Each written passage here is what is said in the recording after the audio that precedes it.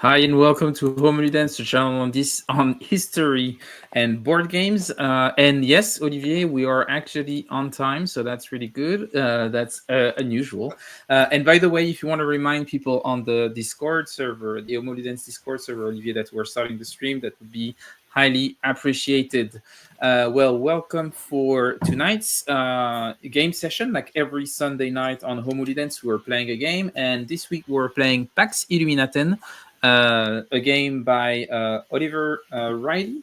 That was released by Ion Games earlier this year, and that's the latest entry in the Pax series. And as we decided a few years back with Dan, we're playing all of the games in the Pax series, and hopefully, wow, at some point we'll have a discussion about this series, the games in the series, what we like, what we don't like, what makes it a series, and all this. But for now, we're still exploring. There is another game from Ion that was released in the Pax series, also I think around the same time, Pax Hispanica, but I haven't had a copy of it yet. I don't know if you've played it then, or you haven't. I don't think so. You haven't? Okay. But and we'll have to play it eventually if we want to play all of the games. Yeah, so this one is from a different designer. So we'll see how different it is. And I think that it's quite different, but we'll see when we're going to play it. So with us tonight, we have Dan Thurot. As I said, we've had a few shows before talking about the PAX series. And we also have with us Brooks for the first time on the show. Very nice to have you on, Brooks. Maybe you want to, in a few words, present yourself and tell people who you are. Sure. My name's Brooks Barber. I just joined the Homo Ludens server earlier this year randomly, although I've been following the channel for a long time. I am an aspiring historical games designer, got a few prototypes working, and have one game coming out with Hollandspiel later this year, actually. So we can talk about that more later. Thanks Is for it the having me. one? Is it the one on Sykes-Picot? Yep, it's a Sykes-Picot game. I think that's one Awesome. of. So I've been wanted a Sykes-Picot game for quite a long time. So I'm very. When I heard that you were making one, I was really excited. When I knew that it was going to be picked up by Hollandspiel, I was also very excited. So it's a game that I'm really looking forward to. I'm really happy that you're doing it. And once it's out, please come back on the show and we can talk about Sykes-Picot, play the game, and discuss all this. That's going to be really fun. Yeah, and just a few things. So Brooks is part of the Homo Ludens Discord server, like a lot of really cool people. And the way he did that is that he actually supported the show by donated on Coffee. So I would recommend that you do the same. And if you cannot donate on Coffee, you can still subscribe to the channel. I would like to thank Ion Games for sending me this copy of Pax Illuminaten. And I guess we can probably jump in and look at this stage. And I decided to ask Dan to do the teach, even if he didn't want to do it. But that's the cost of coming on the show. I get to do nothing and just sit and relax. Awesome.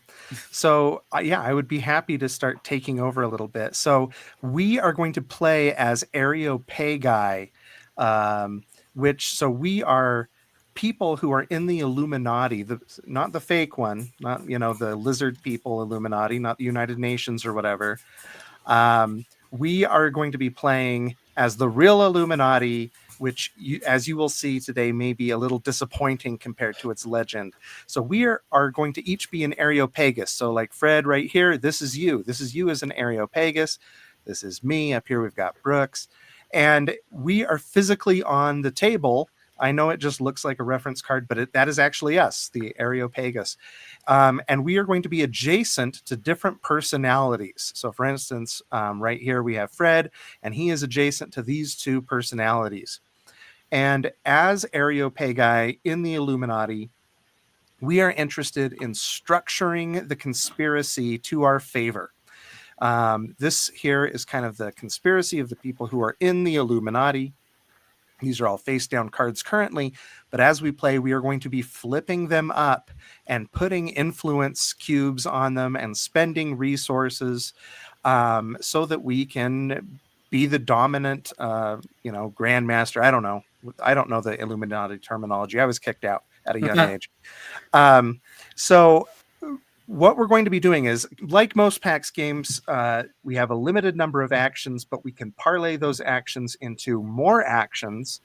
So why don't we, now, just according to the cards we've drawn, I'm supposed to be the first player, but honestly, it doesn't matter very much. So Yeah. I'm going to say that Fred is going to be the first player so that Brooks, who I understand has not played the game, will have kind of the most examples before he goes. So the most basic action you're going to want to take is called scouting. Pretty much your first action is always going to be scouting in the game. Just your first action of the game. And what scouting is it's how you're actually going to get cards out on the table. So when you scout, you always choose a card that you are acting from. In this case, it has to be you, your Areopagus, right? Because you don't know anyone else in the organization yet, because it's very fragmented. You haven't invited a lot of people.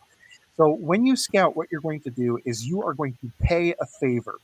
You can see that there are 6 resource types. These are all called favor, and they all represent different types of cross sections of the Bavarian, so this is a southern German region of the Holy Roman Empire.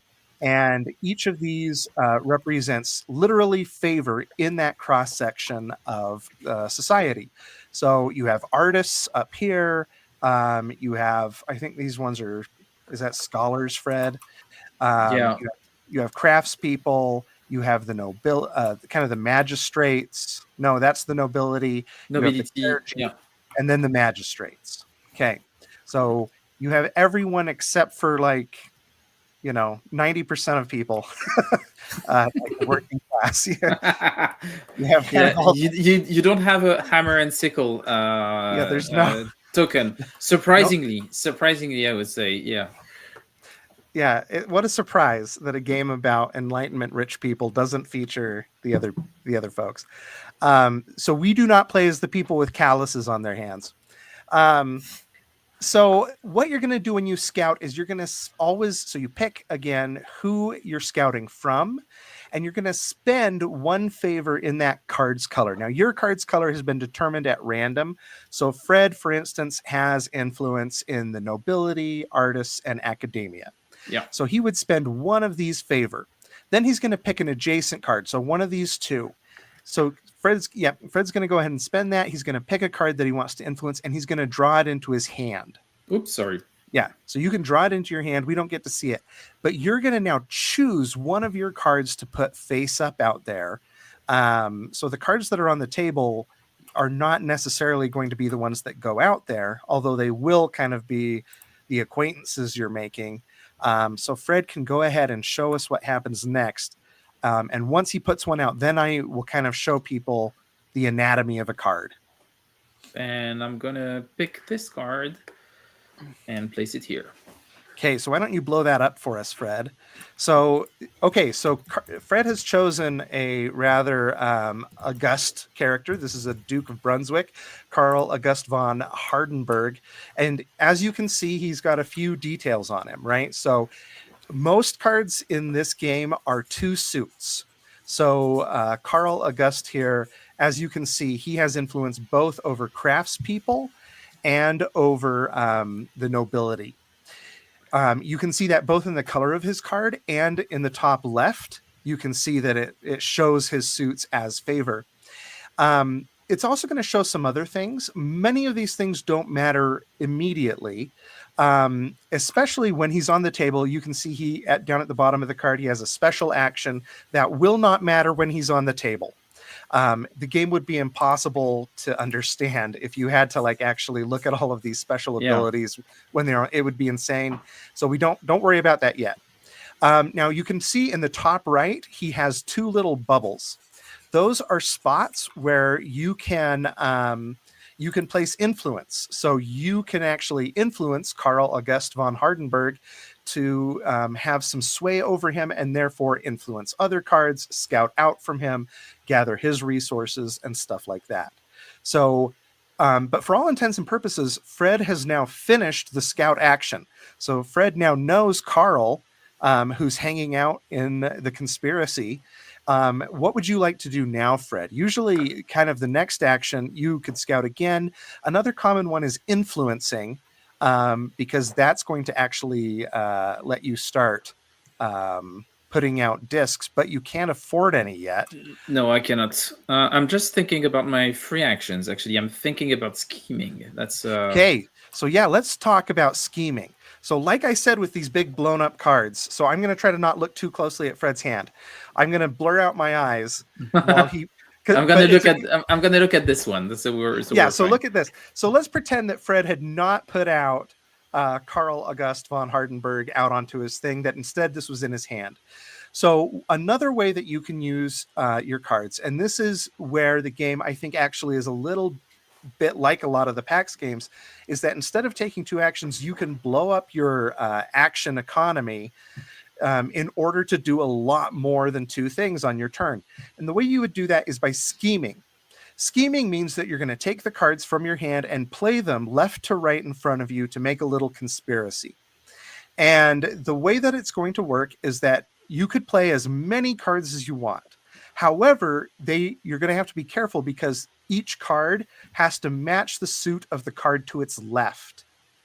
So for instance, if Fred played Carl here and wanted to play another card after him, he would have to play a card that was either a craftsperson or in the nobility.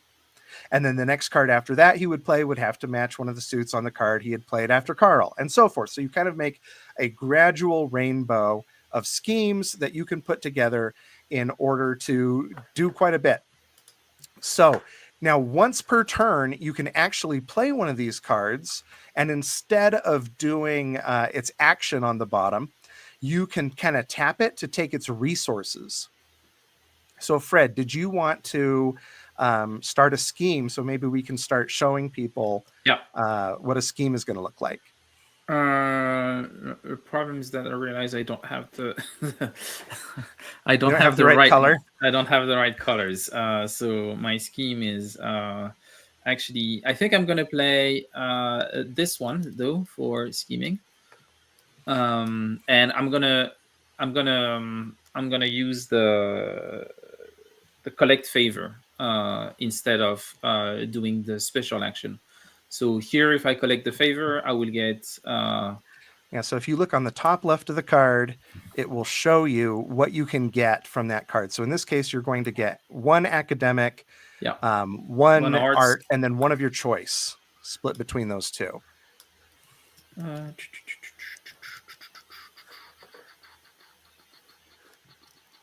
Let me look at what's on the market. Okay, I'm going to take another arts. Okay, a good choice. Good.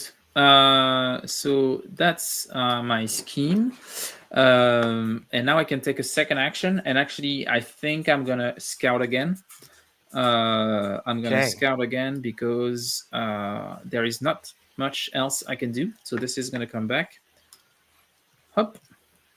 And I'm going to scout from here because that's the only place where I have a token because it's printed on my card. Oh, sorry. I keep... You don't show us that. So Molotov Cockatiel is asking, so the first card in your scheme doesn't have to match anything, and correct. It can just be any card. Now, there's going to be some particulars with schemes. I can get into those later.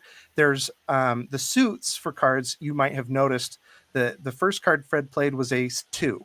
There are 3 numbered suits, 1, 2, and 3, and there are also aces and crowns.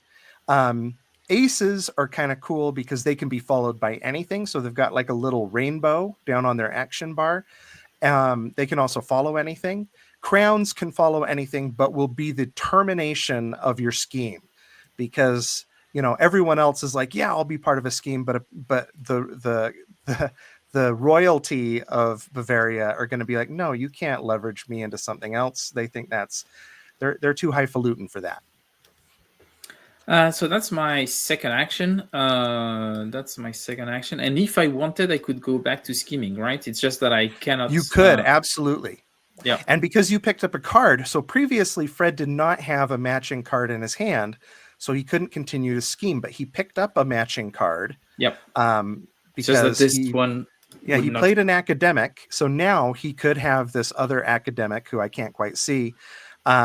He could have him bounce off of Goethe's beginning of his scheme to do some more cool stuff. But that won't be useful right now. So I think I'm going to end my round now. So I've done 2 scout action, and I've played 1 card in scheming. So this is the end of my round. I believe I discard this card, right? Or Yes, you do. Yep. So discard that guy. Now, Fred is going to need to pick up a card, because you always are going to, at the end of every turn, go back to 4 cards in hand. Now, the way that Fred has a choice is, if you look over here at the market on the right, you're going to see it's a little different from most PAX markets. So here we have this dude, he's called the Chancellor, and we have all of these cards available. So on your turn, you have a choice. You can take from the top of the deck, but you can also take either 1 or 2 cards that are in this face-up offer. Fred is going to take 1. Now, what's cool about that is, because Fred is only taking 1, he can take any of these cards. If he's going to take 2, he must, one of the 2 that he takes of the face-up cards must be where the Chancellor is. The Chancellor, I remember when Oliver was designing the game, the Chancellor is something that that he added because the market wasn't churning enough. So whatever happens, whatever Fred picks, the card where the Chancellor is will be going away, and the Chancellor is going to move up. So Fred, what do you want to take from there? So I'm going to take the Prince of Lichnowsky. So this card is being discarded. Yep, that will be discarded. The Chancellor will move down, and then we will refresh from left to right. Perfect. And this was my round. Fred, that was a really good first turn. I'm trying to illustrate mechanics. Yes, you're doing a really good job. And unfortunately, because I was helping you, I did not look at any of my cards at all. Now, there's one more thing we need to do. So we went through the action phase, and then Fred refilled. One thing we forgot to do is that, Fred, you put out an ace. Yeah. So an ace has been revealed. So whenever an ace is revealed, whether that is put out onto the map, used in conflict, or played into a scheme, we need to draw an event. So let's see. There's the event deck. So you're going to actually draw 2 cards from the event deck and choose which one to play. Yeah. So why don't you just draw them into your hand so we can't see? Yeah. Now there's 2 types of events. Now, Fred, did you get 2 different types? Let me look at them and explain them. So there's 2 types. So the first one is a special event. What that is, that really is a cool thing. That means that Fred can hold on to that and play it at his leisure.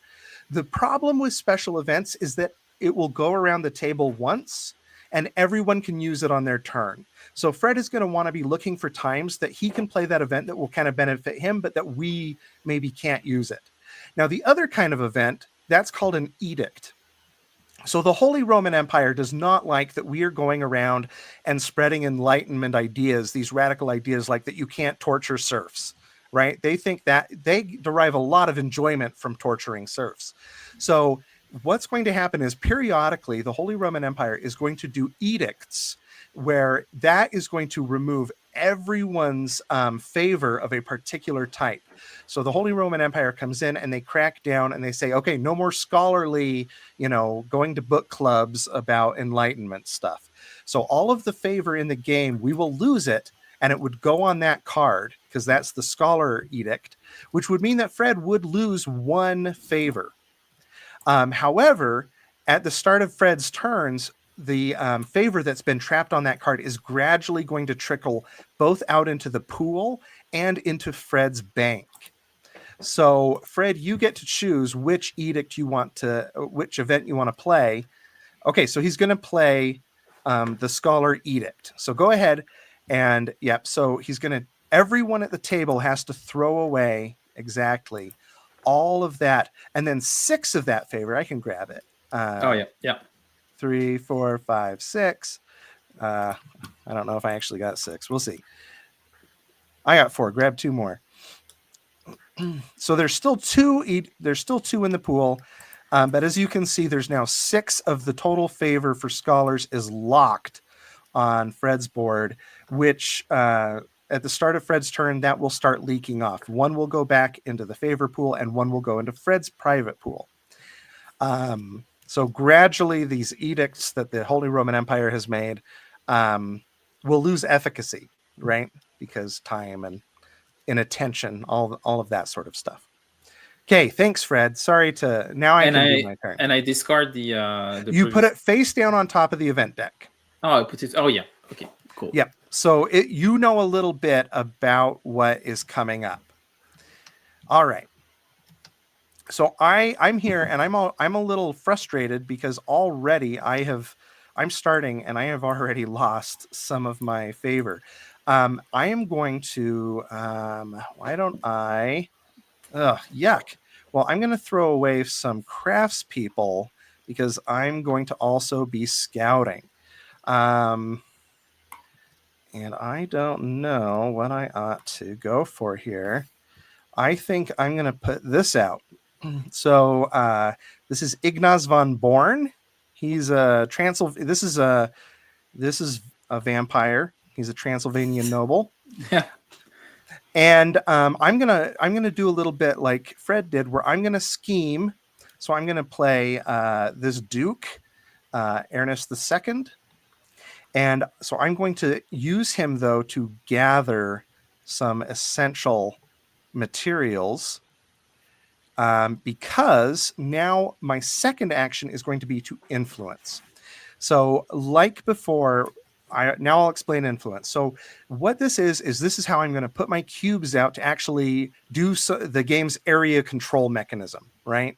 So we want to put out influence in order to control these luminaries. That's what we call them. In order to control lodges. Lodges are connected groups of luminaries. So as you can see, Ignaz von Born there, he is both a scholar and a noble, and I want to influence him. So I'm going to spend one of my scholar things and one of my noble things in order to put one of my influence right here. Now, if I could have afforded it, if I had if that edict had not taken away my second scholar thing, I could have influenced him twice for the same action because he has 2 bubbles on him. I could have done both of them at once. But unfortunately, the Holy Roman Emperor was a real big butt nugget. And so that's not going to happen. Okay, so that was 2 actions. I might continue a scheme. Let's see. I am actually going to hold for a little bit. So I'm going to throw this guy away, and no crowns or aces were revealed. So I'm going to get to take 1 card, and I am actually interested in taking. Oh.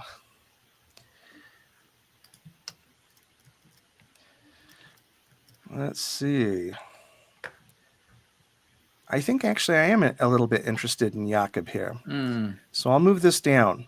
All right, so that was my turn, and now there's no special stuff at the end of my turn because, again, I did not reveal a crown or an ace. So now let's go to Brooks. And Brooks, if you have any questions, I'm happy to answer it. But at this point, you have the tools you need to pretty effectively do an opening turn. So scouting and influencing are kind of your main thing. Let me also tell you about extorting, though. Mm-hmm. So let's say you want some more resources.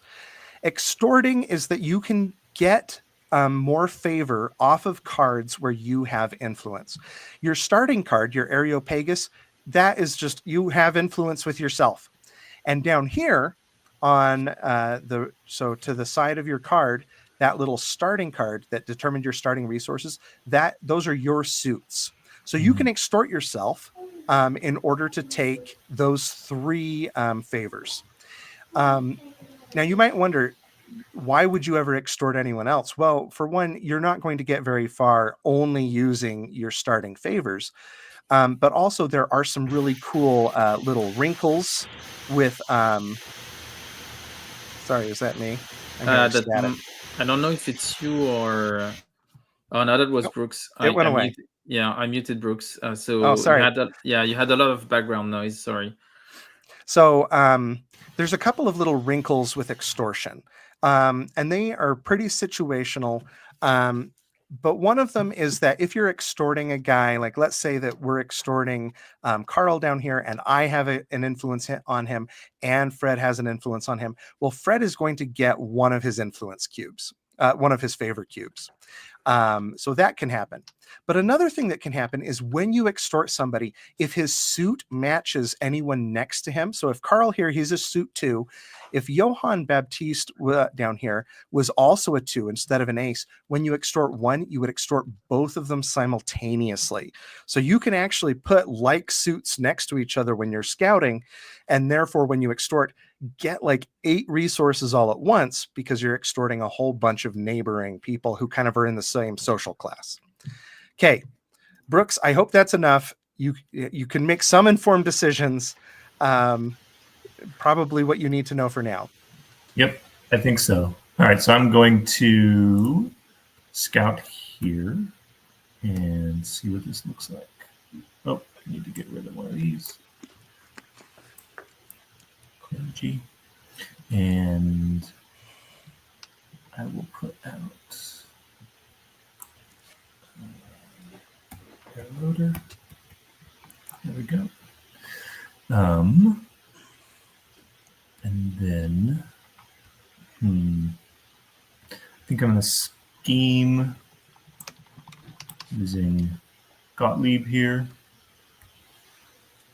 So that would give me this yellow one, another blue. There are no more. Oh, there is another yellow.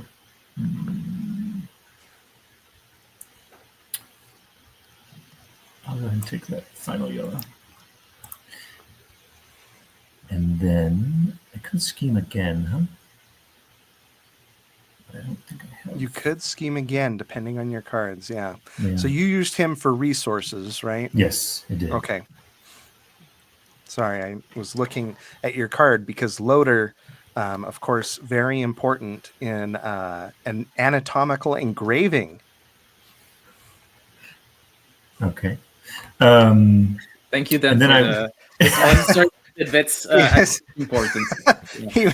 Very helpful. If you go to the Harvard Medical Museum, you can find many of his engravings where he had done a lot of anatomy, some of the best post-Vesalian anatomy engravings and anatomy textbooks in the pre-modern world. I think I'm going to scheme quite a bit. I'm going to scheme here. Oops. Okay. Scheme again here. Joey's being really nice to you, Dan. So no, I'm not going to do that. Just to cheer you up. I'm just going to go ahead and influence. Influence this. That costs a yellow and a green.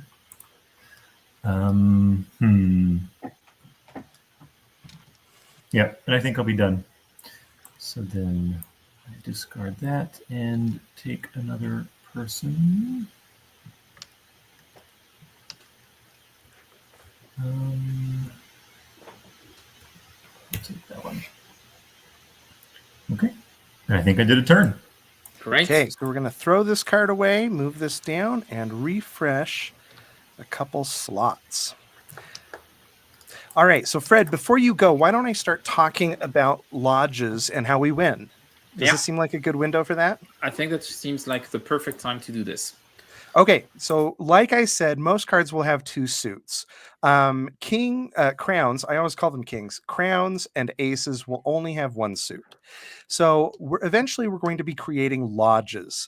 Lodges are going to be neighboring. I think there have to be at least 3 cards of the same suit, which means lodges can be overlapping. So for instance, if Fred had this fellow, had Carl here, and then 2 other cards that were green suited, that would be a lodge. In fact, lodges can be pretty big because this guy, and then here, and then here, and then, oh, there's a green over here. So you could make a contiguous lodge, for instance, of these 4 cards. The person who would control that lodge is whomever has the most influence total in that lodge. A lot of the game is going to be about controlling and manipulating lodges. So over here on the right, we've got 2 public plots.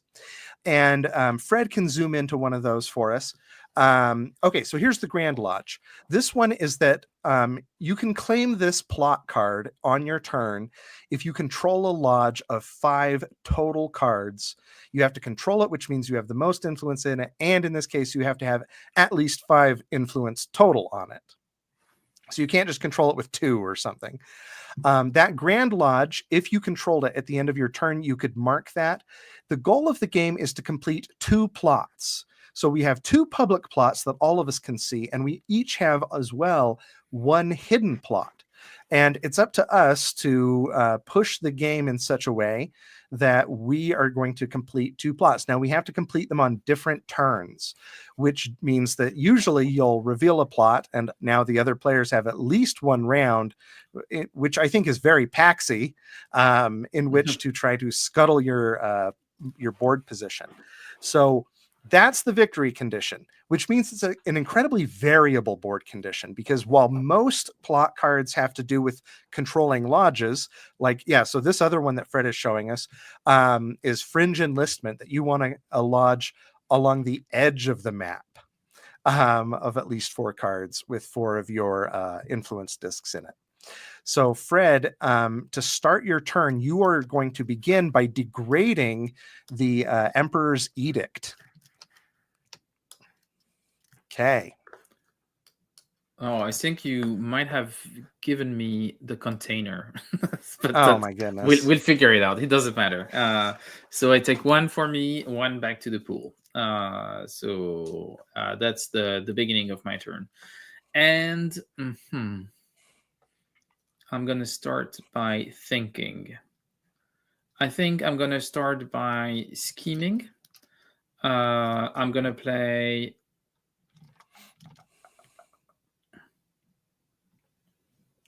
Philip von Walderdorf, and I will take the resources from this one. So that's going to be 1, 2, and 1.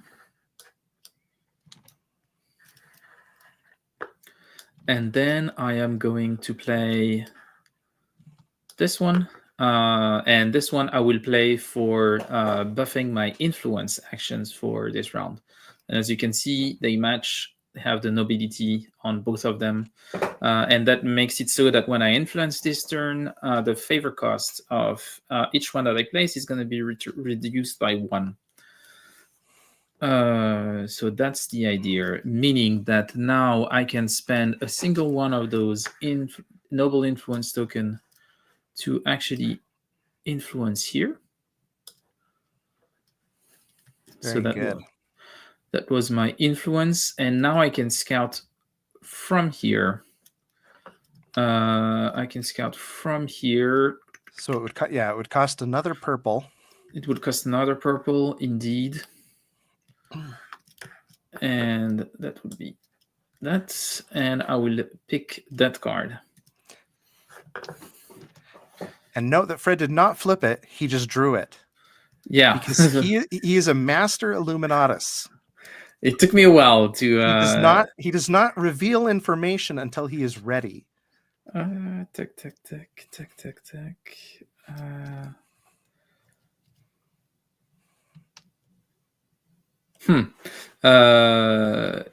This is the card that I'm going to put.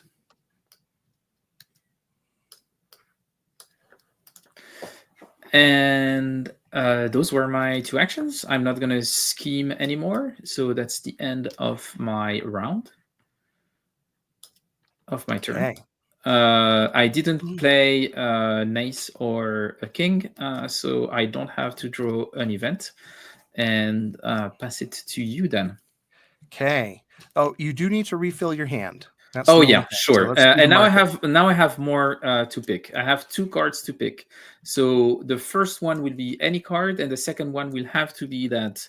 Unless you want to draw blindly off the deck, which is okay. You just don't know what you're getting. It could be some useless, scholars, a doctor of the humanities. Don't make me laugh. Ugh. Awful. I'm not. I wouldn't want that. Tack. I think I'm gonna do 1 and 2. Okay, perfect. Oh, we start here and then here. Very interesting. Okay. Well, once again, I have not even looked at my cards in the last 5 minutes. You have no excuse this time, then. I was trying to be helpful. And let's see. Ugh. Well, I'm gonna. Oh.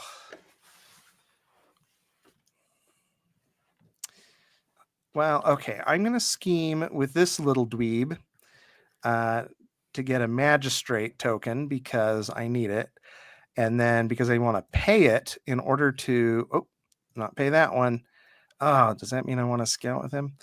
Yeah, I will still scout with him. I'll draw this. Let's see. Yeah, I will go out here.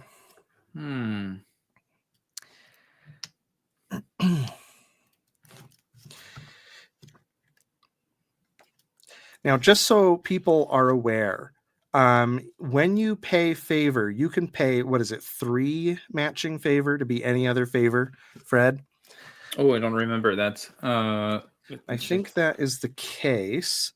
I'm not going to do it right now, but that's...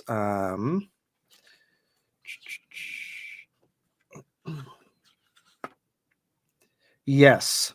So, yeah, you can pay 3 favor to be any other type of favor. So it's not technically possible to get totally stuck if you don't have the good stuff. My cards are just not working out here.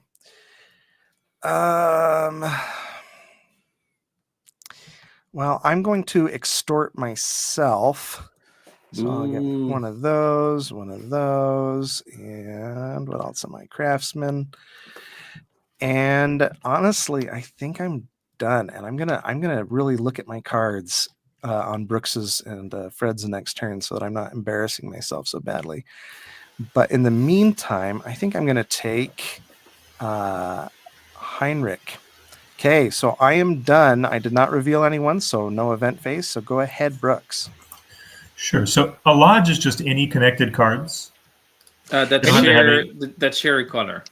They have to share a color. Okay. Correct. So if you place the yellow card, card that contains the yellow here, we'll have a lodge of 3. Yeah. Got it. Okay. And a card, as you can tell, can be in 2 lodges at a time, right? Yeah. And, right. The thing that it would be interesting is if you play a yellow one here and a yellow one here, actually you open up the 2 objectives at once. Both of them. Right. Yeah. Create a battleground. Which would make it very spicy. Just saying. Yes. Yeah. We might end on time. I like spice. All right. Well, I think the first thing I'm going to do is scout again here. Okay. Okay. So you have to pay for it. You spend one favor. I keep there you forgetting go. to pay. There we go. I'm going to be a bit of a nag about it, just because Please do. I want our viewers to not get the wrong impression. And I'm showing favoritism toward Brooks. I don't think that the audience would mind. That's maybe the problem. That's yeah. I will play the yellow here. Yeah. Okay. So he put out Mr. Babyface. Yeah. Mm-hmm. I say, as the one on the stream with the baby face. Professor of philosophy. And then I will. But this one looks like a creepy baby, though. He's a real creepy baby. Yeah. You know, Fred, one of my superpowers is babies love me because I look like a baby, but I don't look like this kind of baby. Yeah. This one is not the right kind of baby. No. That's a scary baby. This is Rosemary's Baby. So I'm going to scheme, and I'm going to scheme with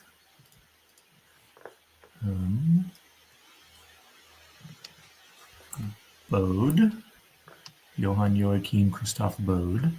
For that, I'm going to take resources. So I'm going to, or favor, I'm going to take orange, green. And then either orange or green, it's up to you. I'll take another orange. And then I'm going to continue scheming Ooh. with the Duke, dapper-looking fellow, who Whoa. Oh yeah. I'm going to use. He could be in a costume drama. Yeah. He's pretty hot. I'm gonna buff my influence with this person, which means I only have to pay one favor when influencing. Yeah. Right. Well, one less. Some people can be expensive to influence. Like for example, this one. So yeah. Yeah. Okay. And it's always to a minimum of one. So yeah, so you won't this get one it for will- free. Yeah, this one will always you will always have Cost to pay. one. Yeah. Okay.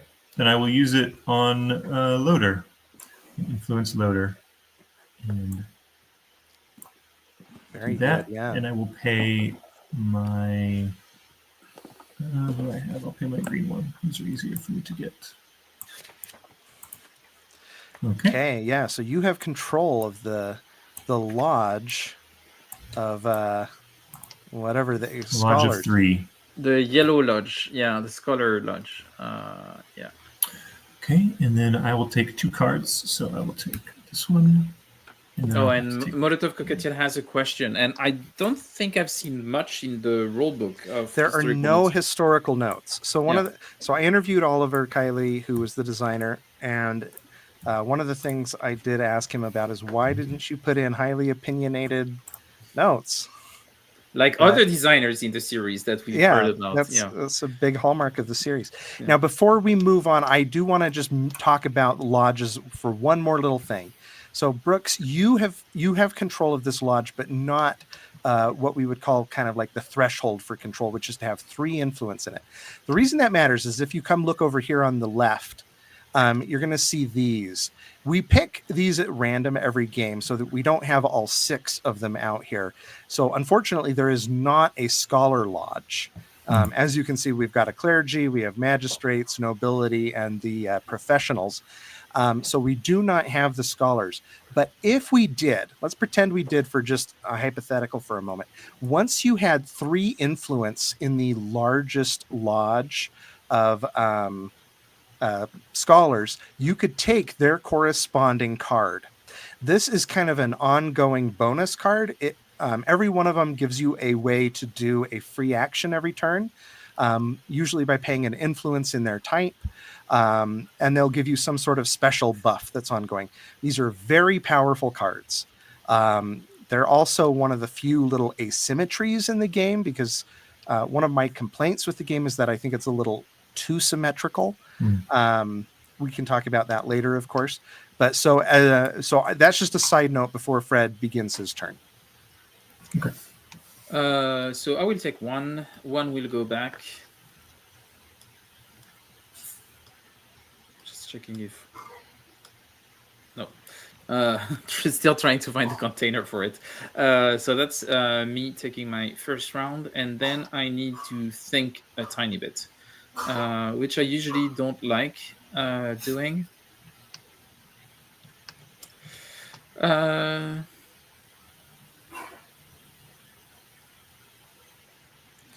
Okay, I figured it out. If we take everything out of the container, it obliterates the container, and the last piece is just a piece. Oh, that's why. Okay, it makes sense. Okay, so because we do have 8 scholar tokens on the board. I'm gonna scheme with good old friends here, and I'm gonna take 1 green, and I am going to take 2 blue. Then I'm gonna keep on scheming. I'm going to scheme with the Count Carl Polfi the Erdod, her name, and I'm gonna do this for the bonus influence, which I'm gonna do right now. I'm gonna pay. So I'm gonna place 1 influence here. It's gonna cost me 1 less because you already have 1. So I'm gonna do this like this. What a jerk! And I'm gonna spend this to do it.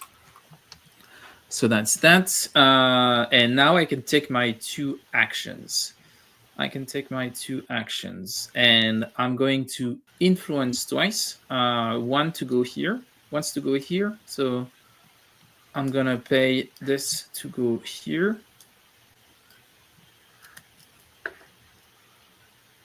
Boop. And then I'm gonna pay a yellow and a blue to go here. I can move them for you, Fred. Yeah, thanks. And those were my 2 actions because this one was a bonus action. I didn't play a king or an ace, so I can discard those, take no events, and just fill up my hand. So we'll have to take 2 cards. So let me see what is here that could be interesting.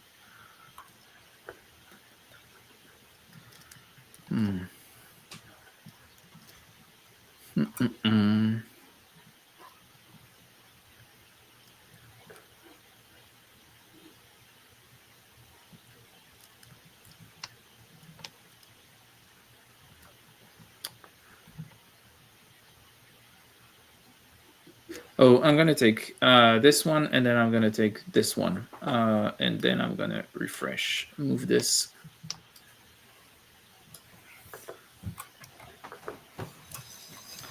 And I'm good. Back to you, Dan. All right. Well, I'm going to scheme with him because he's going to let me scout for free. Oh, that's nice. And I think I will scout. Oh, and you can treat this card so you can, if you scout, you can pay his favors, right? Yeah. So no. It's when you influence. So he's cool. He lets me scout anywhere, and it costs nothing. That if I influence on that card, it will be adjacent no matter where it was. So I'm going to scout here, which I normally could not reach. And I'm going to be putting out Carl Theodore. Woo, that's a king. Ooh, that's a big king. Yeah, he's a big elector. He's a real punk to the Illuminati. So if you don't know, he's one of the big antagonists, technically, of the game. Just a real mean guy. So I'm going to be spending these 2 to influence on him, which I'm allowed to do. He's considered adjacent to me. And that's the bonus of that special card. Yes. Yep. Yes, I can influence on him. This counts as adjacent, even though he is not. And then let's see. I think I might do. Let's see. I might do something a little weird.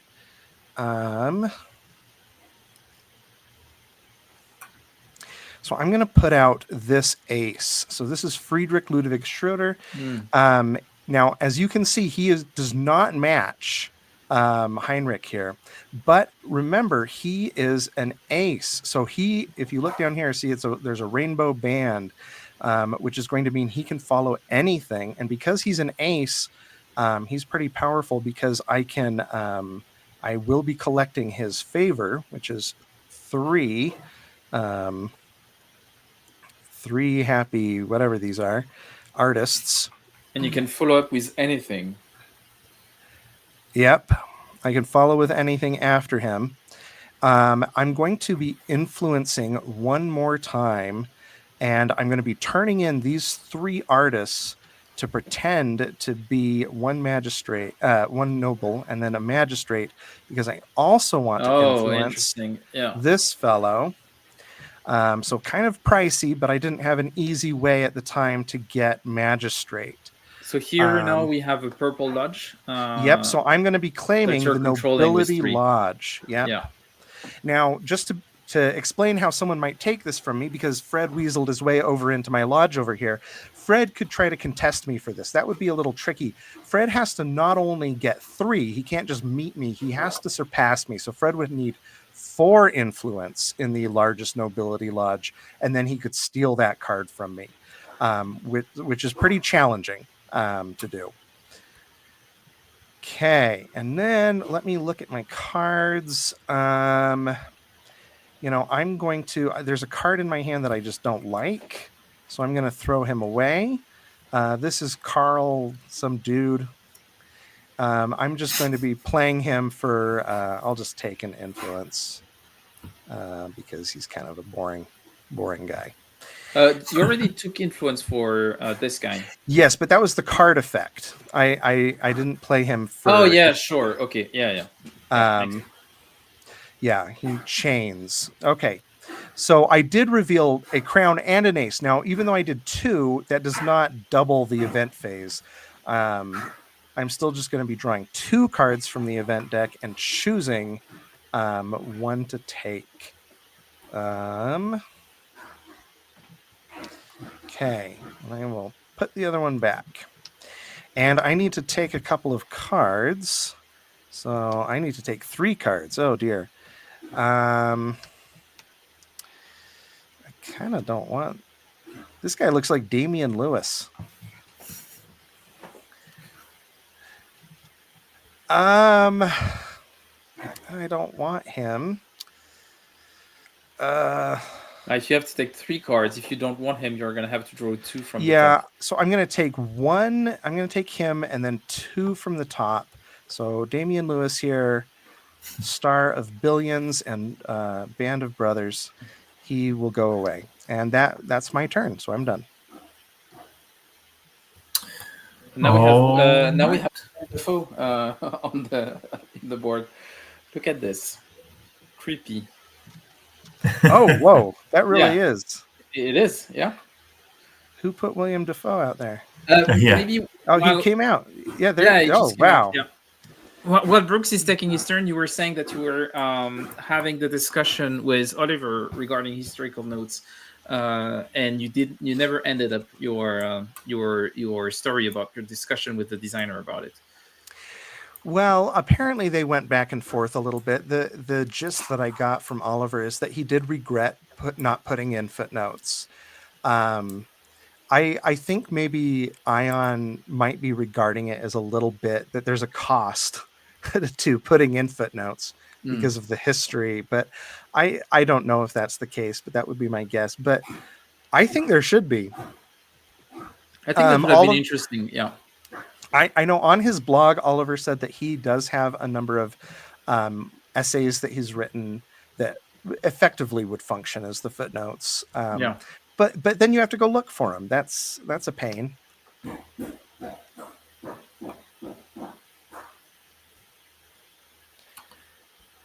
Oh, Brooks, well done. So you placed influence. So but there isn't Influence twice. Influence twice. Okay. And then very powerful. Look at that. That,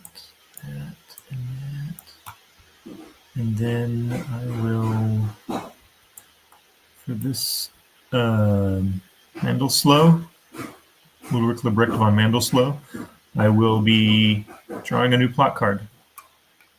You don't like the plot cards that you have. Okay. You have to return one of the 2, right? Yeah. To the bottom. Here, I'll move the deck. Yeah, so you can put it at the bottom of the pile. There we go. Goofy tabletop simulator. Yep. And I think that's it for me. Okie dokie. I'm going to take this guy, and I'll take one off the top. Okay, so we'll throw him away. I'll go ahead and refresh this, Fred. You can... Yeah, I'll take this. So just so people know, so now Scholar is out of the game. Now, once 5 of 6 edicts go out of the game, that is another way for the game to end. And then we would assess victory based on influence in lodges, which is not as fun. No, it's funnier to win with the plots.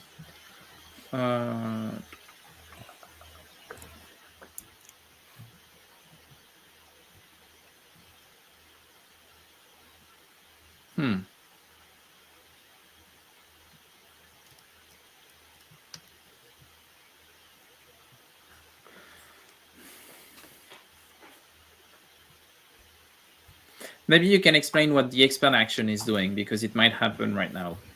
The expel? Yeah. Okay.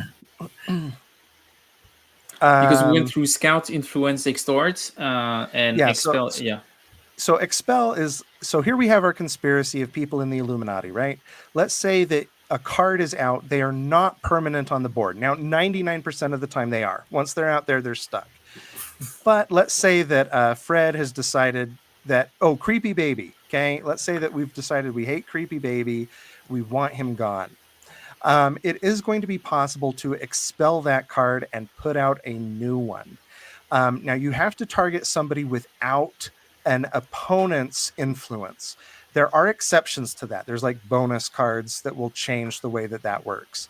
Expel is you're going to, again, pick an acting card. So maybe Fred picks Anton Matthias Sprickman here, and he targets Creepy Baby, whatever his name is. Abel. Okay, Von Abel.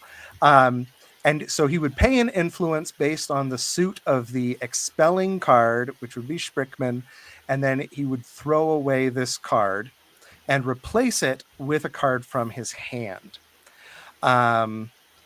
So that it's a way to change the composition of the tableau as it develops.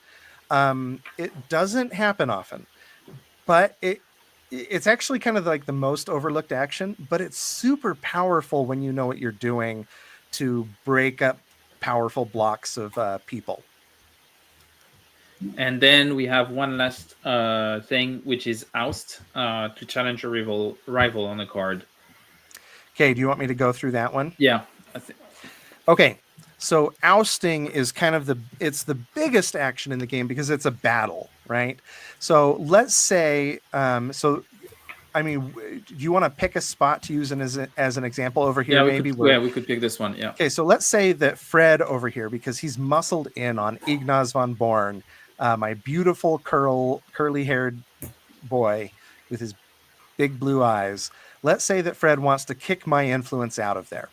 Now, you can flip over your reference card, and it'll actually take you through some of the steps for this. But it's simpler than it seems. What you're going to do is you're going to count up your starting influence. This will be your strength in combat. So Fred, for instance, you would look at all of his influence on that card and adjacent. So Fred would have 1. Right? And I would have 2 because I have 1 on the card and 1 adjacent. So Fred is trying to evict my influence on that card. So then, though, we're going to both play a card from our hand. The cards, you may have noticed that they have this little battle number on them. That battle number can be 1 through 6. There are 2 others. So crowns are going to have a hammer, and aces are going to have a dagger. So what that's going to mean is we will both play a card face down and reveal it. If we just reveal a number, it will add to our side's strength in combat. If Fred wins as the aggressor, he will evict all of my influence from that card. If I win as the defender, there's no penalty. Fred has just wasted an action and humiliated himself. He walked out of the Illuminati, bathroom with toilet paper on his shoe or something, and very embarrassing. So that's where kind of these special symbols come in. So the crown has those crossed hammers that will automatically win if the player with the advantage, so the high number, plays it. Whereas the ace, the dagger, that player will automatically win if they're at disadvantage, if they have the low number. Now, if both players automatically win, right? So right now I have advantage and Fred does not because I have 2, he has 1. So I would have advantage. So let's say I played a crown and Fred played an ace.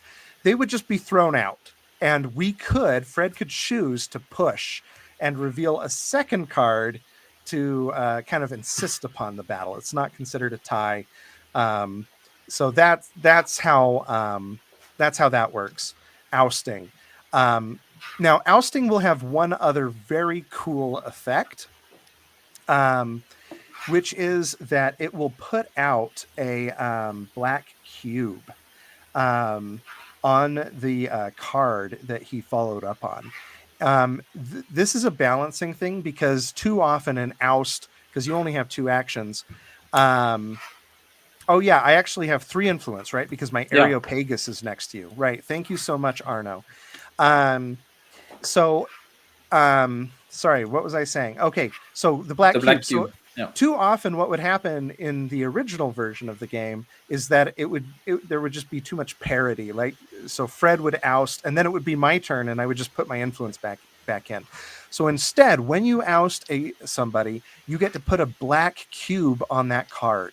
That is going to be a free action on your turn. If you look on the front side of your action sheet, you will see that you can influence, expel, or organize for the cost of a black cube, which would mean that Fred could, basically for free, he would still have to pay the resource cost, but resources are not the big limitation. Actions are. So Fred could get influence into the slot that I had just vacated because of his attack.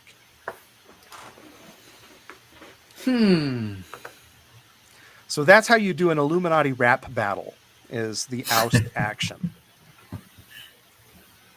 And actually, I'm going to do an oust action here, so we can illustrate this.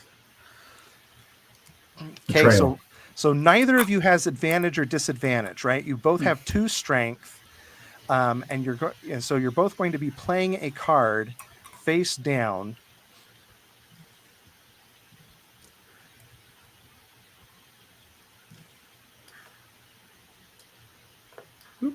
I'll place it here. Okay, so now you can flip them and let's see how it goes. Okay, well, you've both added 6.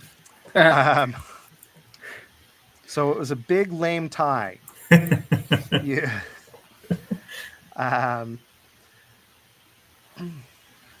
So I believe the defender just wins, right? Like that's the player with the higher strength or the trigger an automatic. Yeah, the defender wins a tie because there was no automatic win. It's only when there's 2 automatic wins that clash. Now, Fred, you could try again, right? Because you do have a, you know what's in your hand, and you would get that black cube. So it's up to you. Yeah, I don't think I am gonna do that.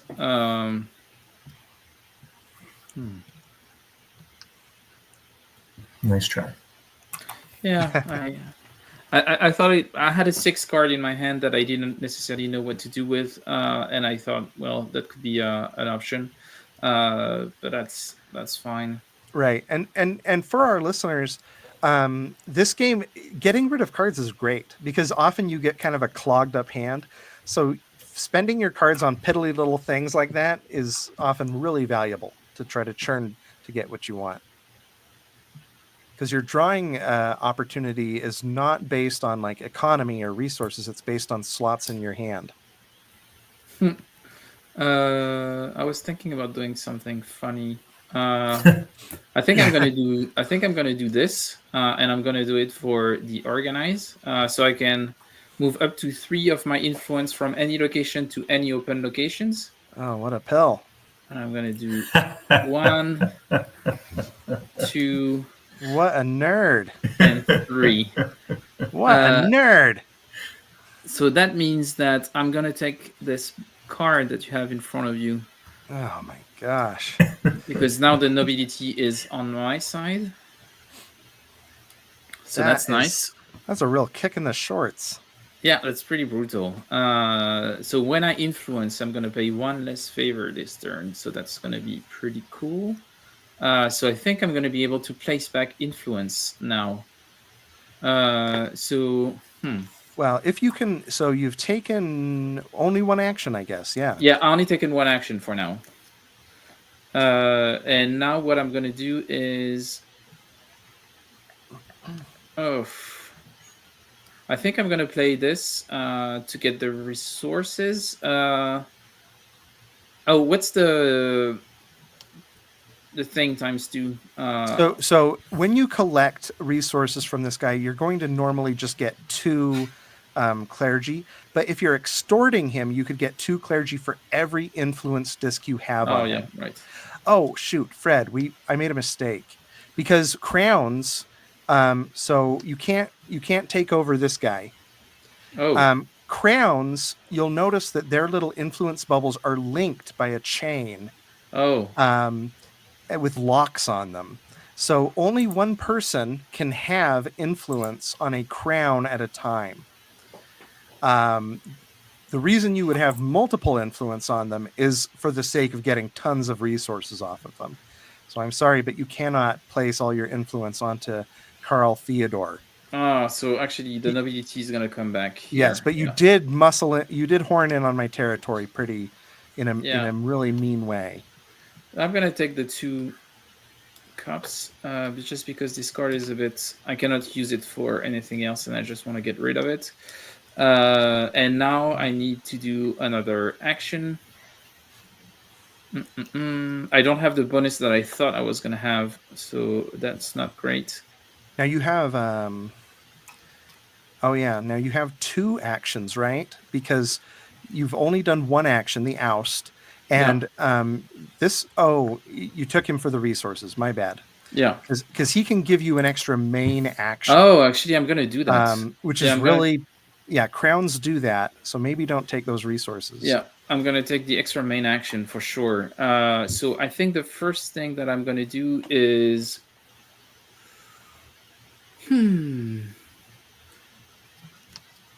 I think I'm gonna pay 1 to scout from here, and I'm gonna scout here. Okay.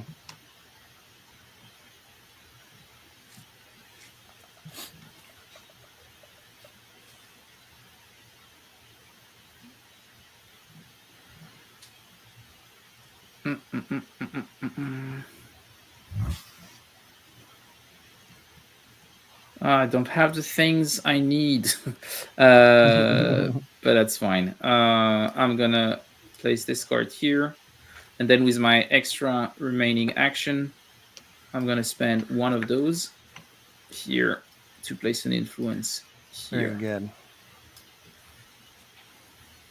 And I believe this is it for me. I did play a king here, so I'm gonna get 2 cards, 2 event cards.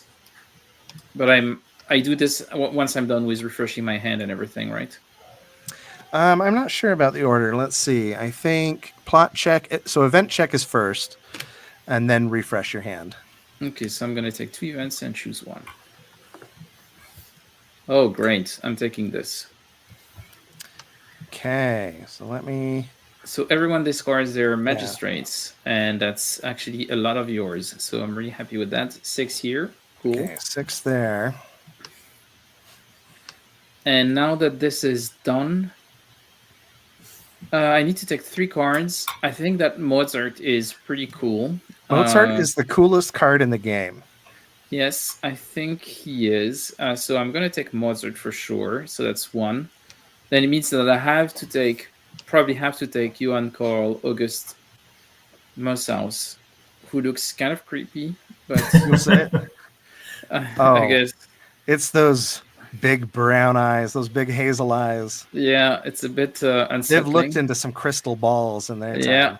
Yeah, and I'm gonna take. So now you must draw randomly.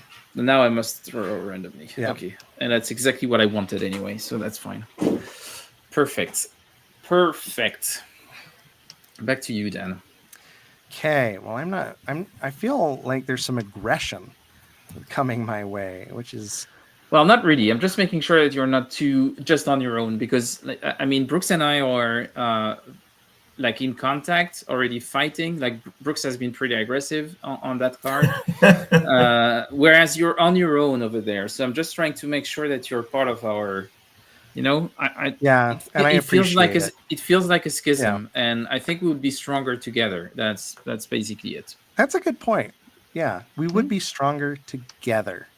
Yes. Okay, well, I'm going to take a look. Let's see. So I'm going to extort, and I'm going to be extorting. Except you took a bunch of my. What a waste. Maybe I won't extort. What a waste of time. I know. I won't take much. I'll just take some stuff, not all the stuff, just a bit of the stuff. And you get to choose the stuff that I get also. That's true. That is true. You're right. I should give you a bunch of free resources. This is really bad. Let me see, because I want to get out.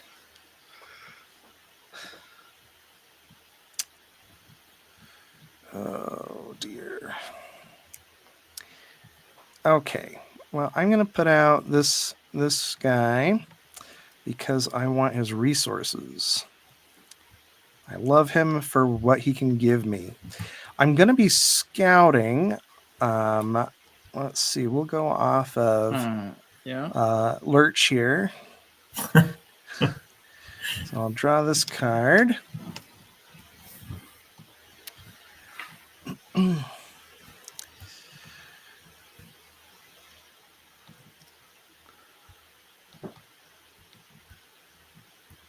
Okay.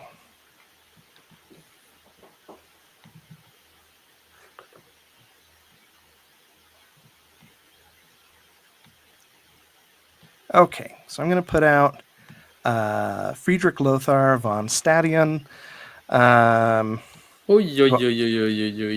don't know anything about this guy. Oh, what are you doing, Dan? I'm just being a friend to man. Oh my god! Oh. I just find this very curious. What I'm trying to let you win before we run out of time. Okay, I will put out this fellow so that I can influence for less, which means I'm going to use my next action to influence here, and I'm going to spend those to put out 2. Oh yeah, you're really trying to make me win. Yeah, that's exactly what you're doing because right now. Lothar here, who I don't know anything about historically, except that he has got an incredible profile. Like, I wish I looked like that from the side. That's incredible. Oh, that's quite a nose. Yeah, it's interesting. Very distinguished, right? Like, he could lead you into battle. You would know where you're going just by the way he's looking. But was he a battle kind of guy? I'm not sure. No, he's a priest. He's not a battle guy. I think. Okay, let me think. Do I want to continue? So for people who are watching, who are wondering why I'm getting worried, we now have a massive purple lodge that is taking 6, right? 6 cards, yeah. Yes. And Dan just took control of it with 5. I am going to claim the Grand Lodge. So I'm going to put this out. Now, so just so people know how this works, there is a very good chance this could be stolen from me. Yeah. When that happens, this is going to be put back, right? Like, I don't control it anymore, but my token will stay on it. Because if I ever do anything to reassert my control, it will automatically count as me having retaken it without actually having to, like, declare it or spend my plot action to do it. Which is actually pretty good. Yeah, it makes it really precarious, right? Because I could declare my plot and retake this one in the same turn instead of having to do them separately. So just so everyone is aware, I do control the Grand Lodge right now, this massive lodge. And honestly, I think my turn will be done. I don't think there's much else I want to do. Let me look. I mean, maybe... yeah, actually, I think I will. So I'll put out this guy because he can follow anything. Yeah. And he's going to give me 3, not 5. Oh, geez. I've got Buttermouse. Yeah. I know. I've got Buttermouse. Here, I'm putting one back. Okay. So I can follow him with anything, which is quite nice. But what I actually want to do, I think then I will follow him with someone else. That's 2 aces in a row. Yeah. 2 aces in a row. As you can tell, I'm gambling because I'm going to then pay 3 of these to count as a nobility to do a bonus influence action on any card. And once again, I will be paying less. Oh, shoot. So I'm paying 1 less. So I'm paying 3 to count as 1 more here on the Elector of Bavaria. Okay. Oh, Dan. So that was my turn. Dan. I used every card in my hand. So I'm going to have to pick. I'm going to have to be smart about what cards I take. So please don't look at the cards I'm taking because that might indicate some of my upcoming strategy. And because I do have to do the event thing, right? Because I took Yeah. these. Oh, you still had one remaining event. Oh, yeah, but that's from before. Yeah. Yeah, Sure. that was. Yep. So I am done. Go ahead, Brooks. Brooks. Okay, here we go. What can you do? I Can you can do get. something? I can. Do we refill this plot, or is there only ever 2 in the game? Like over here. There is only ever 2 and 1 in your okay. hand that you Got can it. that you can potentially change along the way, and which you did last round, I think. Yep. Yeah. Okay. Then I'm gonna. Are we thinking we're gonna stop at the end of Brooks' turn so we can discuss? I don't know about. Oh yeah, timing, that would be good. Yeah, so that would be the end of the round. Yeah, why don't you go, Brooks, and let's see. Scout here and get spicy. I was about to do something mean to you, Dan, but I guess that's probably okay. Fred, if you want to take a turn and show people what you could do, I think it's great to show people some. Yeah, if you want to take me down a peg, by all means. But the problem is that I would be king making. I've now made Brooks this big yellow lodge, so I can claim this plot. Yep, very good. Yeah. And then I'm going to go ahead and influence this gentleman. And to claim this, when you have it, does he have to have more, or how does it work? Or how would I do that? Yeah, he would have to have control of a. Yeah, he can only take 1. He would have to beat me, I think, is the gist. But is it like a bigger lodge or more stuff? Like more I think pieces? I'm not sure. I'm not sure on that one. I don't think we've had a situation quite this rapid brinkmanship in the past.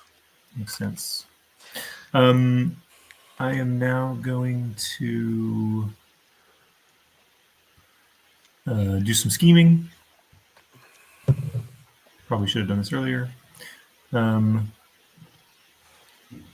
But I think I will just scheme with that. Scheme with that. So that will give me, I don't know if I'm going to need these, but I'll take 1, 2. These, and then 3 of these white ones. And I'll be done there. And then I will take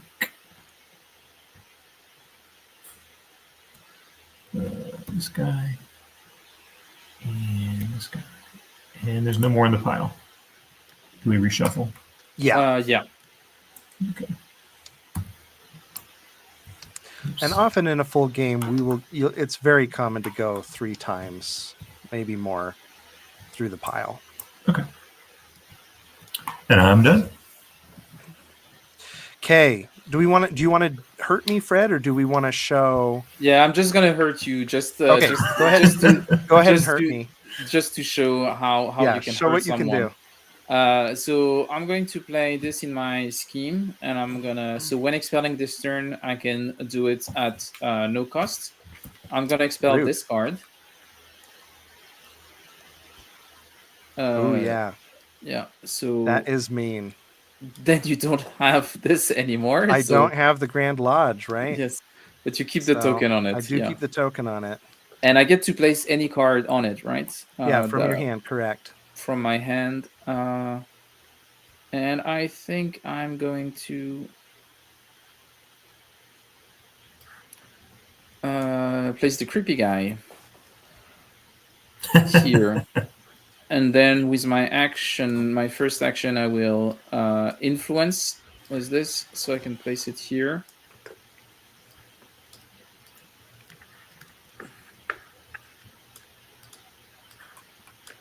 And now I need to think.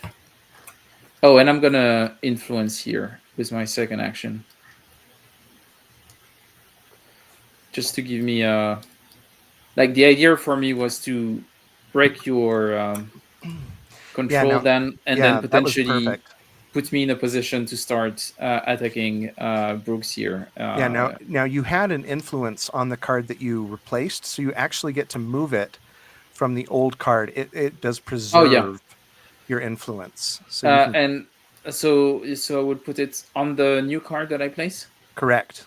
Yeah. Perfect. And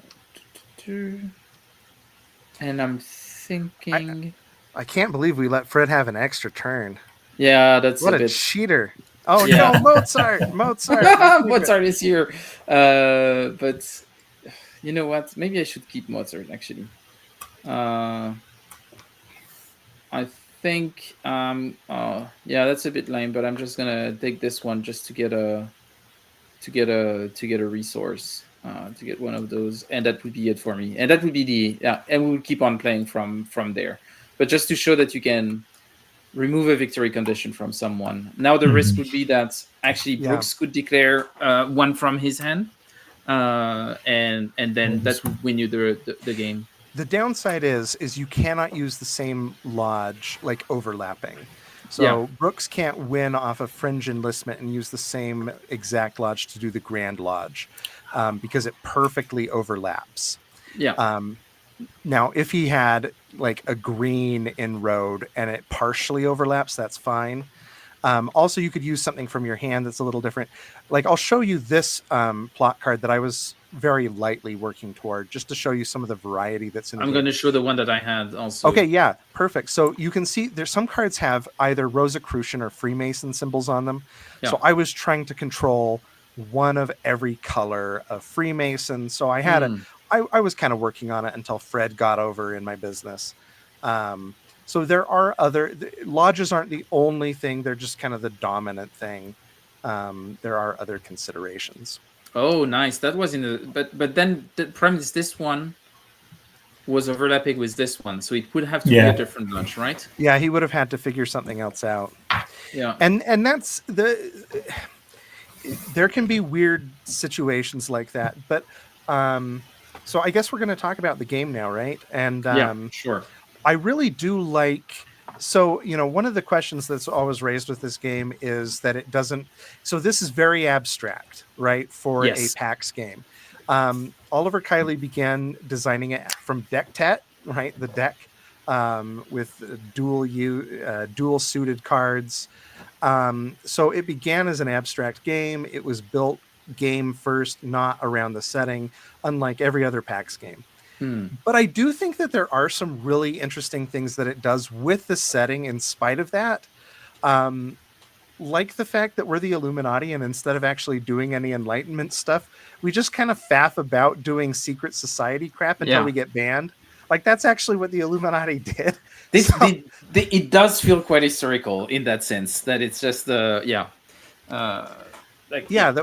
we're like sitting here and we're like bargaining about what secret handshakes and like who gets to spend time with Mozart, and we don't actually liberate any serfs.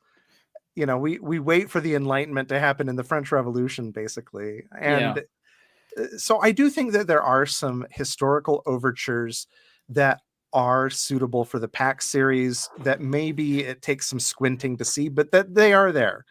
So the thing is, for me, and we're talking a bit about this, and I'm gonna remove TTS now that we've done playing.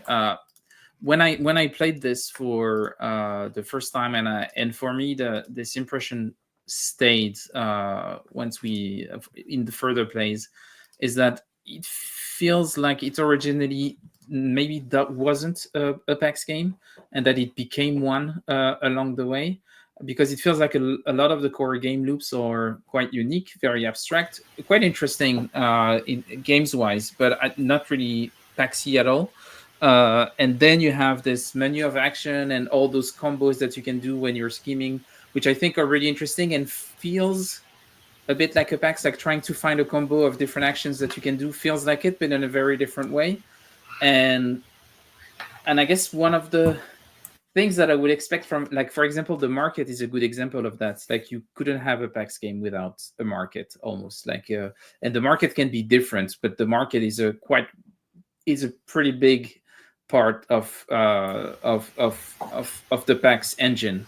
So PAX Transhumanity that we played the other time has a weird market, but a lot of strategy goes into the market. This one, the market is just a market that you could see in almost any Euro game, where you just get to pick. Like it looks like, I don't know if you've played Harmonies. You know Yeah. yeah. Yeah, I love For me, Harmony. that's I love this game. I love Harmonies, and it has this market, and it doesn't feel like I'm playing a PAX game when I'm playing Harmonies. Yeah. I think it's not. I'm not playing a PAX ecosystem. I'm playing Harmonies, and it does feel like it is. There is a lot of abstract components, and then you have a coat of paint on top of it that makes it feel just Paxy enough for entering the series. But I'm troubled by the fact that this game is part of the PAX series in a lot of ways. That being said, I quite enjoy playing it, so it's not a criticism of the game itself. But for me, it misses a lot of what I think for me makes a PAX a PAX. The Yeah. how adjacent you are to the actual topic that you're covering, the asymmetry that builds up during the gameplay, the kind of involvement that you have in the history, the way it looks at the history that is being portrayed. And I think I don't necessarily see that or feel that when I'm playing this game. I don't know how Dan or Brooks you feel about this. So I've always said that there are two defining features of a PAX game, and actually this game has persuaded me that there's a third. Yeah. So the two that I've always said are um, kind of mechanical and then topical. And the mechanical is that they're games about manipulating markets. Mm. And that those markets can be actual economic markets, or they can be marketplaces of ideas. That's fine. But that they're games about manipulating markets. Now, this game does have a market, but you're not really manipulating it. No. Like, the market is not an actual play space that you are entering into and engaging with the way other PAX games. So I'd give that a 50%, right? And this is a taxonomical thing. I don't know if it's that interesting to say, is this game really PAX or not? The more interesting two, so the other one that I've always said is that PAX games are about being the middlemen of history. Yeah. That you are the managerial class. So you are not in charge. You are not at the top of the food chain, but neither are you the peasant, right? You are not the working class. You are the merchant, or you are the hacendado. You are a landowner. You are somebody within reach of being the king, of being in charge, of being the grand bank or whatever. And so it's a game about the disrupting effects of class. And every other PAX game manifests this in really tangible ways. Yeah. And this one does too, except that your characters are not using their privileged positions to actually do anything. They're basically using their privileged position to make really cool book clubs, which ends up being kind of an intriguing critique. And I don't know how intentional this is, of kind of the Enlightenment before they started actually doing anything.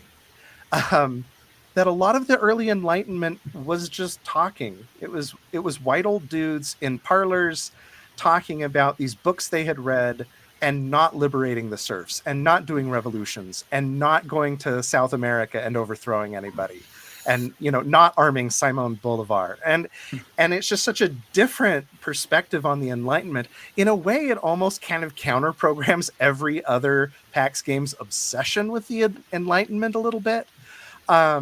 Because this is the Enlightenment of comfortable middle class non-actors, who could have done more, and many of them did later, after Adam Weishaupt had kind of failed with the Bavarian Illuminati. Many of these figures went on to do incredible things in terms of extending rights to the serfs, or opening up academic institutions, or fighting for secularization. Many of them did do those things later. But what this game made me realize is, I think there's a third defining feature of PAX games, and it's texture and asymmetry, in that the game's interesting topography arises from cards that are not symmetrical. That you will have a card come out that does things that inform you about the history by dint of the actions it permits, or whatever, or the abilities it has. And this game completely lacks it because of its origins in deck tet. That the deck is completely symmetrical. There are equal numbers of every combination of card, and I didn't think that was an essential feature of a PAX game until I played this and realized No, really, I think because the texture of the cards is you will never play like a rank 1 card that has 6 slots on it for placing influence, because that person in history was a party thrower, right? Like that person, despite being lower class than Mozart, happened to foster a lot of friendships. Like you don't learn anything about the characters from the cards. And this is what Sorry, I go mean ahead, Fred. by feeling that it's an abstract game with a baxy coat of Yeah. paint on top, because it it feels very mechanical when you're playing it. And then I agree with you about the statement about it's funny what it says about enlightenment, and I think that's all fair. And personally, I think it's pretty cool like that it does that, whether it's intentional or not. But for me, there is still at its core, I feel like I'm playing an abstract game. And that's Brooks. What did you think about it? I mean, I agree with a lot of what y'all have already said. I think for me, PAX games have this interesting characteristic of navigating these shifting alliances and trying to, like you said, Dan, being the middleman, right? And trying to position yourself within those larger power structures to be opportunistic, right? And find those opportunities to strike. And there's a little bit of that in this game, but I didn't feel that come through thematically nearly as much as I do in other things like Porfiriana or Pax Pamir or Renaissance or something like that. So it's there mechanically, I think, in terms of building the lodges and some of the actions you can do, and the way that you can, I was sitting on that lodge that I was going to make for a while, just waiting till I had the position to control it, right? That kind of thing you can plan ahead, but that feels, much more like a Euro than it does, I think a historical game. So I think I agree with everything y'all are saying, and that was my feeling in playing it today. Thanks, Brooks. I agree. And it's interesting, if you look on like Board Game Geek, a lot of the ratings that are a little bit negative are from the perspective that it's not Paxy enough, which I think is that's valid. I think you can rate a game for almost any reason. It's a dumb number, but who cares? But I also think it gets lost a little in terminology, because the Pax series has always been pretty dynamic. Like I remember when Cole first designed Pax Pamir, and some people said it wasn't enough like Pax Porfiriana. And like when Pax Transhumanity had its weird blown out market instead of the 2-lane market, some people were like, well, it shouldn't be a Pax. And so I feel like we've said this at every step, that anyone has designed a Pax that's a little different. So so I agree with all these critiques, and obviously I offered some of my own, but like stepping aside from the taxonomy of a Pax game, what do we think of it?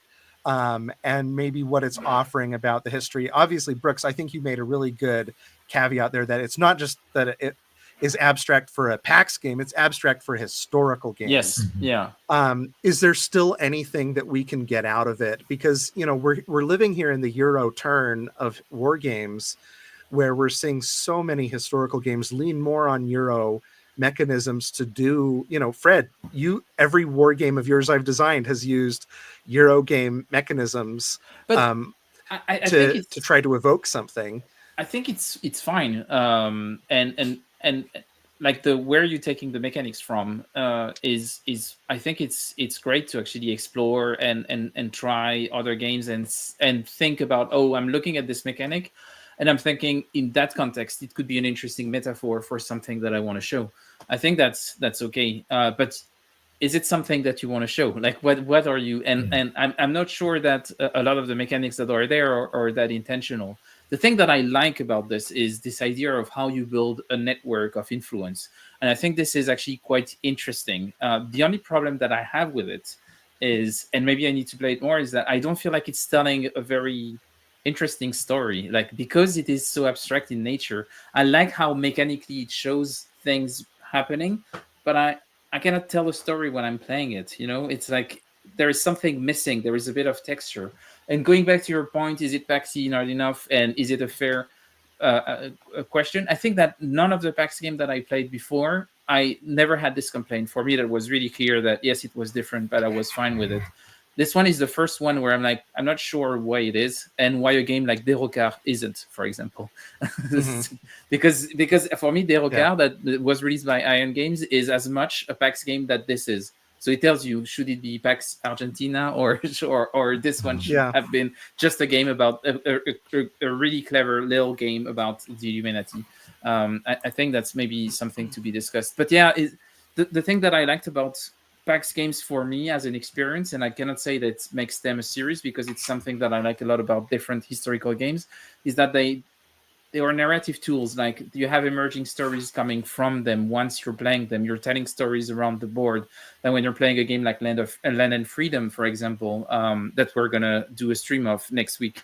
Oh, I'll tune in. I love that was my favorite game of that year. Yeah, because it's coming on Rally the Troops, so we're gonna be playing it on Rally the Perfect. Troops next week. But for me, like there is a story, like the communists are doing this, and the anarchists want to get back at them and everything. But mechanically, like it is pretty Euro-y. You've got tracks. It's very Matthias Kramer in a way, like the way the things work.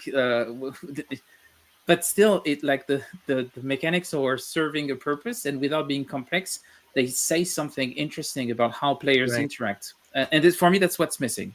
I don't know. Yeah. Yeah. You know, and I will say, I do think that this game tells a really interesting story ludically, but not so much within its setting. Like, so one reason I defend this game a little bit is like Watergate. Watergate is a good example. Like playing Watergate, it's a little too abstract for me in terms of talking about its history. But it does tell an interesting ludic story about that tug of war between players. Yeah. And for me, that's the division between like how abstract versus setting based is a story in a game. I actually think that Pax Illuminaten is pretty deep. Like it feels good to handle. You like the story that emerged from this was the way that Fred shivved me at the end. And that was memorable. And like the way that I spent every card in my hand to do some really mean actions, that was memorable. But it doesn't inform me about the history of the Bavarian Illuminati, which I understand is, you know, this is the name of your channel has something to do with history. I don't know. And so, you know, I just think that it is a surprisingly good game. It doesn't do its history very well. And that's one of the places where I wish it had done footnotes. I would like to have seen Kiley give us some more direction because the footnotes in other PAX games are so instructive. Not only, you know, when you read those and they've got all of their verbs and they're a little hard to digest at first, but it's telling you how to digest the game. Right? Like when you play Pax Porfiriana and it's telling you about like land rights. Yeah. And so much of Phil's vision for what the game is, and also for the way that the game actually sort of argues ludically against the text that he's written, is just so fascinating. And that to me is the real reason to engage with this series, is not only for the ludic experience on the table, although it's often sublime, but also for the textual experience and the rhetoric that we generate when we talk about these games. So I really miss that in this game, is that it doesn't feel like it's causing any conversation. Sorry, Fred, go ahead. No. It's just to clarify something, and I agree with everything that you said, but I just don't want to give the impression that I don't think that it's a good game. I think it's a very good and interesting game. It's just that it doesn't meet the expectation that I had for it going into it. I will keep on playing it and enjoying it. And I think I agree with you that it's surprisingly deep, especially with the scheming action, everything that you can do, the different kind of combos. And for me, that's one of the things that I would recognize from a PAX game, but for any combo game actually, is the sequence in which you're playing things and how expensive a turn can feel. Like that's definitely it. But yeah, the texture is not there. It doesn't mean that it's not a good game. I just don't think it should have been called Pax Illuminaten. I think if you just do this, that's fine. Like that's okay. That's okay for me. And originally its title was Vox Luminis because it was just going to be about the Illuminati. Yeah. And then actually I think I was the one who plugged in Oliver with Ion because he wanted to ask for permission to use maybe the Pax name or to make sure he wouldn't get in legal trouble. So he asked, so I was like, yeah, I know Yuln. I'll just send you an email. I'll send him an email and introduce you guys. And I didn't hear back, but I think they just started talking and decided to publish it. And I mean, I would have gone differently on the marketing personally. You know, but they that being want that said, association to move boxes. Yeah, the thing is that it's still like a very nice production. There is a lot of cool things about what's in the box, and we won't say much more. But if you're interested and get the box, you're gonna have some interesting surprises. And I think it's an amazing production. And it's a game that I will keep for sure. But yeah, within the larger context I love this game. Yeah, within the larger context of our discussion about the Pax series and our common exploration of the series together, for me, this feels like a bit of an odd one out. That's the only thing that I would say. Yeah. Brooks, any final thoughts before we stop the stream and I go and walk my dog because she's hanging around trying to grab my attention? No, I agree with everything. It's a great conversation. Thanks for having me on. I enjoyed playing it. Thanks for joining us, Brooks. It was great to play with you. Yeah, it was great to have you on. And once again, Brooks, as soon as you're ready to show that Sykes-Picot game, please come back on the show. I'll let you know. I'll talk to Amabel and I'll let you know. Yeah. Great. When you have a date and something, keep us posted. But Dan, always a pleasure to also have you on. Thank you again for exploring this Pax series and doing the hard work of doing the teach. But you're so good at it. I couldn't. Thank you. I hope it was okay. It was great, and I think the fact that it was a rolling teach and that you explained certain actions at certain point in time was good because those games are easy mechanically, but it can be overwhelming the options that you have. And I think explaining at the right moment is more interesting. So that was great. Thanks again, Dan, for doing this. Which is the next PAX game that we should be doing, you think? So what have we not done? So we haven't done Emancipation. Now you did Porphyriana without me. Is that right? We did a review, but we could still do an actual play of it. Okay, I want to do Porphyriana because I have a lot more to say about that one. I love Porphyriana. For me, Porphyriana I have a soft spot for it. So yeah, some people have said it's the first PAX game you play and the last one you play because you just come back to it and it has so much hidden. It's just so welcoming. I love that game. I love it too. What else? We have Emancipation that we haven't played, Porphyriana that we haven't played. We actually haven't played Pax Pamir together. We should do Pamir. I love Pamir. So we could do Pamir. Hispanica would be the next one. And you know it's what? On my table right now. Pamir, I would like to offer you a weird thing is that we play the two versions of Pamir because for me, there were two different games, and I think they are making very different arguments. Yes, and I would like to play the two back to back. That would be fascinating. That could be really fun. But the next one could be Porphyriana. We could play Porphyriana next time we meet. Yeah, that would be easy because then I won't have to relearn Emancipation because that game is so hard to play. Yeah. It looks for me, Emancipation is the one that I'm not looking forward to, but I know that we're gonna eventually have to play it. But yeah, we'll get there when we get there. We can have fun before getting back to work. And I'll reach out to Iron Games for Pax Hispanica to see if I can get a review copy of the. I have my copy right now on the table, so I'm learning it this weekend. Okay, great. So then you'll be ready. Great, but it was great for having both of you on. Everyone in the chat that was very active, that was really cool. Thanks again, Arnaud, for making sure that we're not making rules mistakes when you're playing those games. Arnaud is very sharp. He's actually the one who taught me the game a couple of weeks ago when we were doing our Homo Ludens convention in Brussels. So that was a lot of fun. That's awesome. And actually, if you want to join the community, as I said, you can donate on Ko-fi. I might have or might not have put a Ko-fi link in the description. And if I didn't, you can find it on the YouTube page, and you will get access to our Discord server. So next week we'll have a game of Land and Freedom, and in the near future with Dan we'll have a game of Pax Porphyriana. And in the meantime, if you want to learn more about Pax Porphyriana, there is a collective review of Pax Porphyriana on the channel that was recorded for the podcast a couple of years ago. Thanks everyone. Have a great evening and see you next week. Bye-bye. Bye. Thanks.